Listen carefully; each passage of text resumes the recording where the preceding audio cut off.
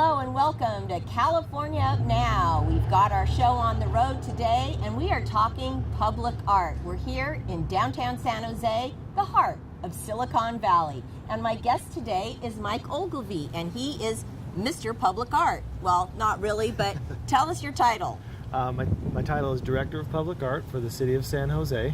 Great, and I understand you've just relocated from Las Vegas. What brought you here? I have.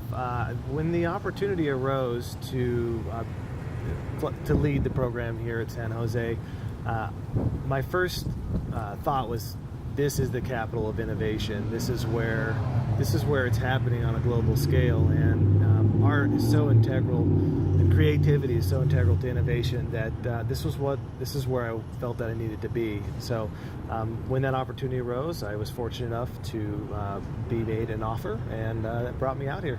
Great, and how do you like it so far? I love it. It's amazing. I mean, the public art here is it really is on a national scale a leader.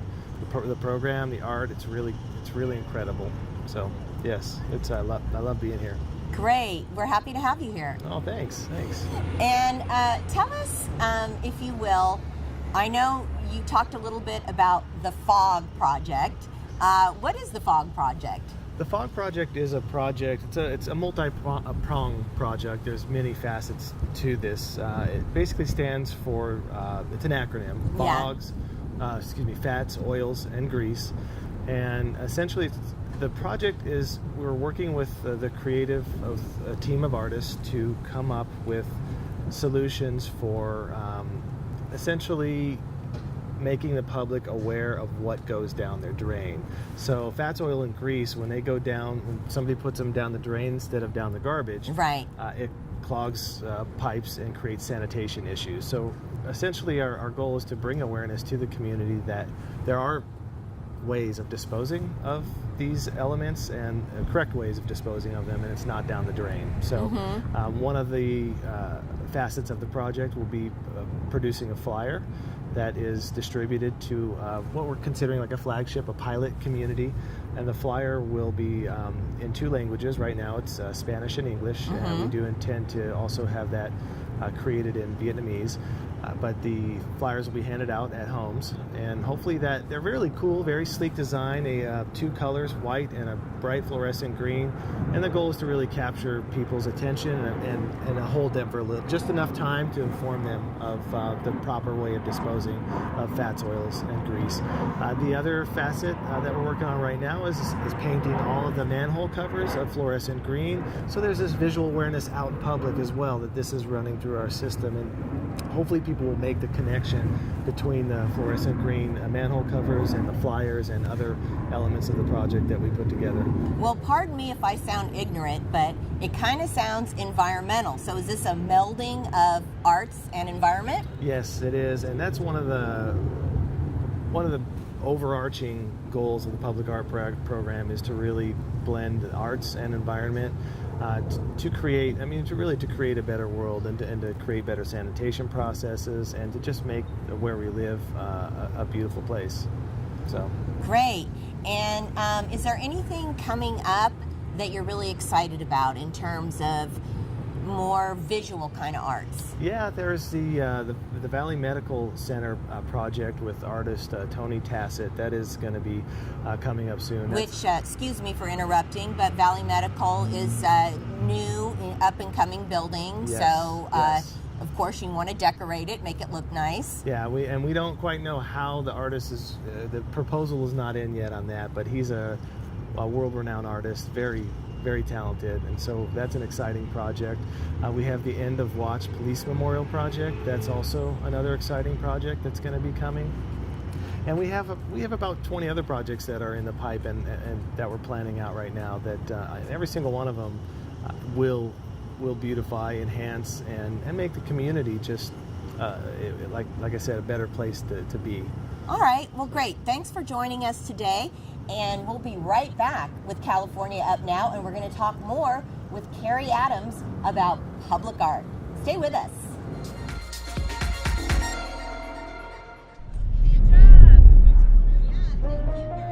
Would you like to win a complete makeover?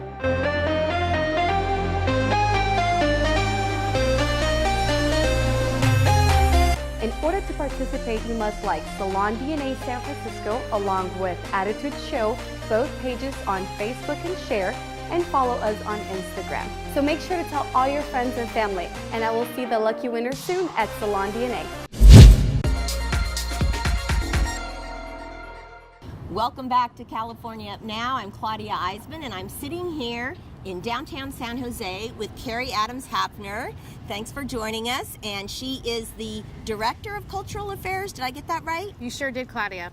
And tell us about where we are right now. Great. Well, first of all, thanks for having me. So Sure. We are in front of San Jose City Hall. We're actually behind it, sitting in front of a really terrific artwork. It's called Parade of Floats, and it's one of many installations that the artist Andrew Leicester did for the opening of San Jose City Hall, which is now about 10 years old.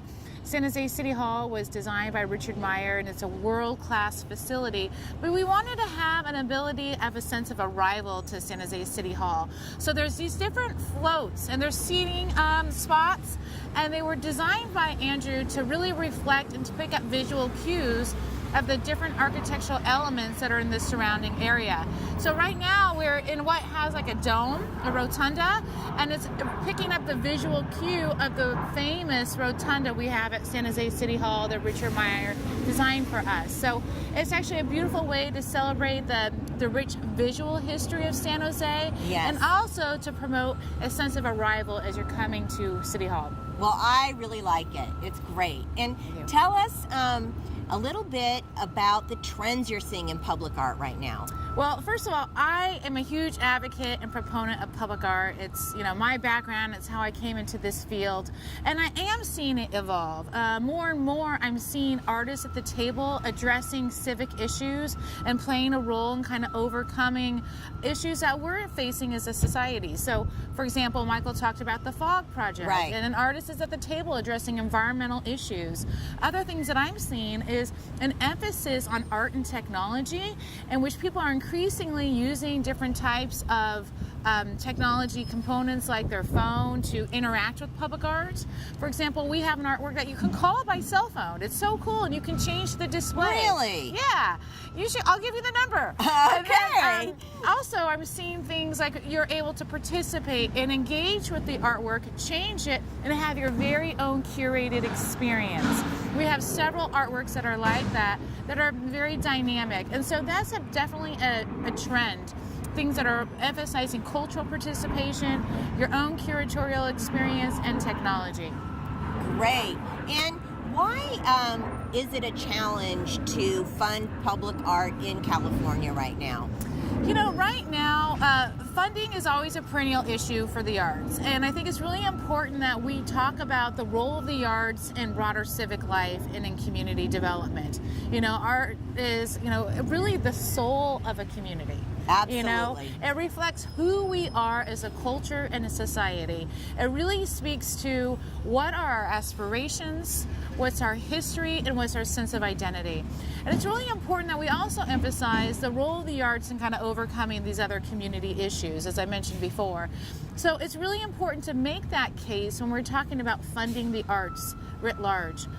Right now, in this environment, we do have some challenges. We have a much more conservative presidential administration that has threatened the elimination of the National Endowment for the Arts. Also, we need to make the case for why it's important to support the arts at the state level. We have a state agency called the California Arts Council, which supports the arts throughout California in all types of communities, whether they're rural, suburban, or urban. So there are opportunities for people to help be involved and advocate. They can join what's called the Americans for the Arts Political Action Committee, and it's the artsaction.org, artsactionfund.org, and they can find out about how to express their support for the arts that way, or they can do it statewide through Californians for the Arts, which is our statewide advocacy group. Okay, great. Well, I do want to ask you, do you have a favorite art project in San Jose? I have many. It's like, do you have a favorite child? I know. I do. I particularly really love the work that's art and technology focused. We have a work that is also very interactive. It's at our underpass at Santa Clara Street. And the round donuts. Yes, it's called Sensing You, and it's a series of concentric circles that light up in a dynamic way and that change. By day, it does look like blue donuts, but we don't try to say that. Okay. But they're blue rings, we might say. Yes, blue rings, yes. And then they have this dynamic display that you can actually activate if you happen to be an online gamer through a game called Ingress. So again, it's interactive, you can change it, and it's dynamic and fun. All right, great. Well, check it out. The blue donuts. No, not really. The blue rings there on Santa Clara Street. And thanks, Carrie, for joining us. Thank you, Claudia. And we'll see you next time on California Up Now.